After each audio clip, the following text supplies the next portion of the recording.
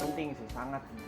Itu sangat penting karena sila kedua ini adalah bagian dari 5 sila yang menjadi fundamental ideologi negara kita Indonesia. Sangat penting.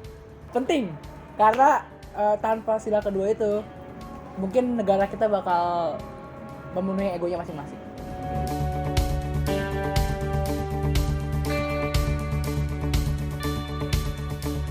Pastinya sangat penting karena menyangkut adab dan norma, yang dimana menyangkut juga moral. Level pentingnya sila ini sudah seperti puzzle ya. Jadi ini sangat berhubungan satu sama lain dan saling mengikat. Jadi tidak bisa hanya satu bagian saja. Penting sekali karena itu dasar berkehidupan di negara. Oh, penting banget. Karena gue juga merasakan beberapa orang yang mementingkan egonya masing-masing. Jadi menurut gue sila kedua masih kurang dipahami oleh beberapa orang lah.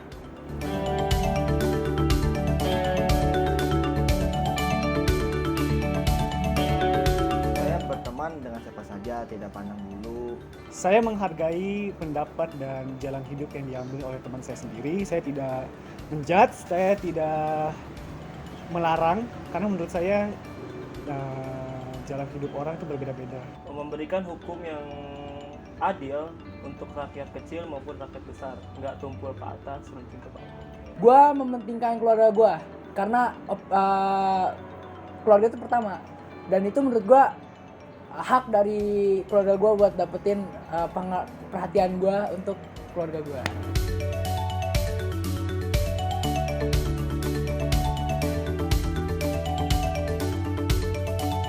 Menanamkan nilai-nilai Pancasila tersebut dari mulai usia dini, karena urgensinya sangat penting.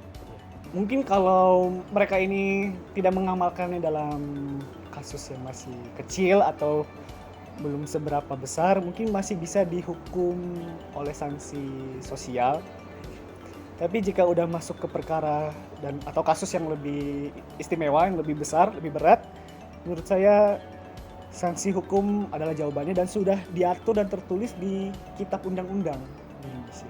Gua solusinya itu penanaman sejak dini, karena kalau sejak kecil udah diajarin dengan benar, mungkin besarnya bisa sadar dengan sila kedua.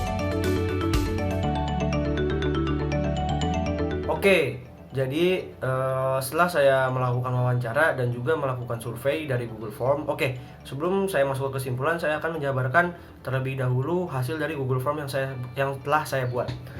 Oke, di sini saya pertama-tama menanyakan umur dari responden. Di sini ada 15 tanggapan. Dari 15 tanggapan, 18 sampai 25 tahun itu ada di angka 80% dan 20% itu di bawah 18 tahun. Habis itu yang kedua, saya menanyakan apakah sila kedua yang berbunyi kemanusiaan yang adil dan beradab itu penting bagi Anda dalam kehidupan bermasyarakat. Di sini respon 93,3% dari responden menjawab penting, dan satu orang dari responden atau 6,7%-nya menjawab tidak berpengaruh dalam kehidupan bermasyarakat saya atau si responden tersebut. Selanjutnya yang ketiga, di sini saya menanyakan seberapa penting bagi kalian sila kemanusiaan dan beradab tersebut. Di sini saya menanyakan rentang pentingnya ya, dari 1 sampai 5. Di sini ada 13 orang atau 13 responden menjawab 5 atau sangat penting, dan 2 orang menjawab penting saja. Sehabis itu pertanyaan keempat, saya menanyakan contoh nyata yang telah Anda lakukan di kehidupan sehari-hari terkait sila kedua. Dan di sini ada 15 tanggapan atau 15 ungkapan atau contoh-contoh nyata yang dilakukan oleh responden.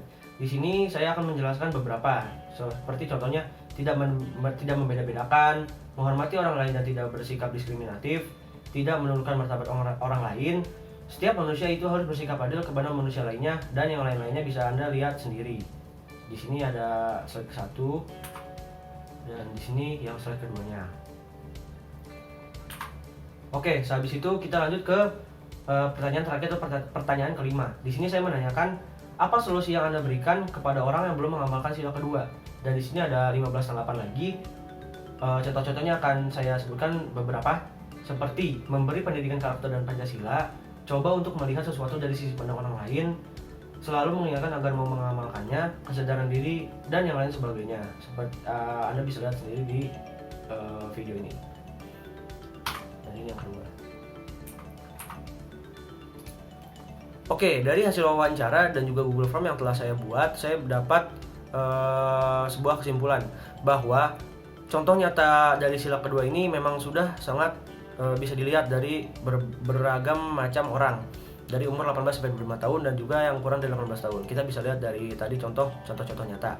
Dan juga di sini kesimpulan atau saran untuk orang yang belum mengamalkan sila kedua, bahwa sebenarnya sila-sila itu memang seperti puzzle, memang seperti kata narasumber saya Rehan Suryadi, bahwa memang benar kalau misalkan sila-sila ini seperti puzzle yang sangat penting dan menopang satu sama lain dan bisa menjadi suatu kesinambungan.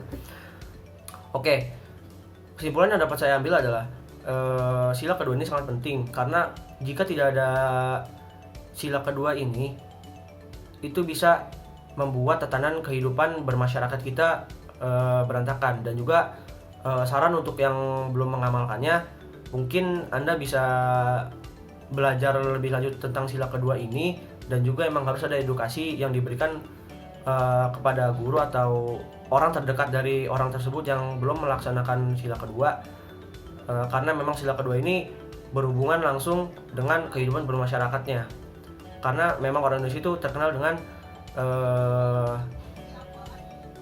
dengan budaya dan juga norma berkehidupan bermasyarakat seperti gotong royong dan lainnya. Mungkin sekian dari saya. Wassalamualaikum warahmatullahi wabarakatuh.